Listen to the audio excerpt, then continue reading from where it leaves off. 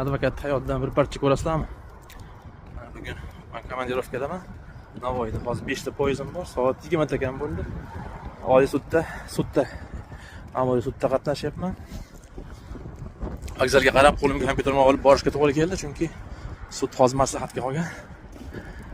Vokzalga qarab, Navoiy vokzaliga qarab kelyapman. Mana qo'limga notebookni olganman. Vokzal yoniga mehmonxonada to'xtagandim. Ya'ni sud maslahatga kirgan paytda piyoda notebookni qo'limga olib, telefonimga internetda ulab kelib oldim. Vokzalga kirib oldik. Endi 15 minutda poyezd keladi, xudo xolasa. Hozir sud ham qarorini e'lon qilsa kerak. Kecha mana vokzalga kelib oldik, xudoga shukr. Shunga yarasha lekin mana shu poyezd mana kelishdan poyezd kelishidan bir pas oldin sud qarorini e'lon qildi. Sudni yutdik. Mehnat bekor ketmadi.